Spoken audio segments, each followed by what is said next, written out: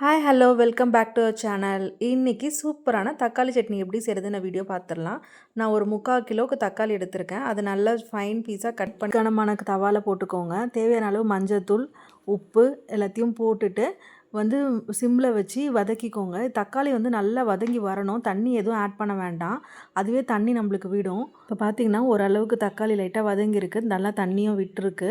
இந்த ஸ்டேஜில் பார்த்திங்கன்னா தேவையான அளவு காஷ்மீரி மிளகாத்தூள் போட்டுட்டு நல்லா இன்னும் தண்ணி ஃபுல்லாகவே வற்றி வர வரைக்கும் நம்ம மீடியம் ஃப்ளேமில் வச்சு கிளறிட்டு இருக்கணும். ஸோ இந்த ஸ்டேஜுக்கு வந்ததுக்கப்புறமா பார்த்திங்கன்னா இன்னொரு வானொலியில் தேவையான அளவு எண்ணெய் ஊற்றிக்கோங்க. அதில் கடுகு, உளுந்து, பெருங்காயத்தூள், கருவேப்பிலை எல்லாத்தையும் போட்டு தாளிச்சிட்டு தாளிச்சதை எடுத்து நல்லா வதங்கி வந்திருக்க தக்காளியில் மாற்றி விட்டுறலாம்.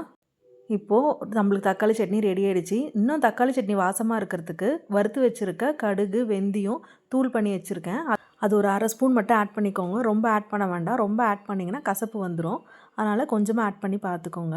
இறக்கிறதுக்கு ஒரு 5 நிமிஷம் முன்னாடி போட்டுட்டு கலரி விட்டு 5 நிமிஷம் கழித்து நம்ம இறக்கணுன்னா ஒரு சூப்பரான தக்காளி சட்னி ரெடி. இந்த தக்காளி சட்னி ஒரு வாரம் ஆனாலும் கெட்டு போகாது. நம்ம ரைஸ்க்கு, சப்பாத்திக்கு, இட்லிக்கு, தோசைக்கு எதுக்கு வேணால் நம்ம வச்சு சாப்பிட்லாம். அவ்வளோ ஒரு சூப்பராக இருக்கும். இந்த ரெசிபி பிடிச்சிருக்குன்னா லைக் பண்ணுங்கள், ஷேர் பண்ணுங்கள், சப்ஸ்கிரைப் பண்ணுங்கள். மறக்காத பெல் பட்டனை கிளிக் பண்ணுங்கள். பாய்.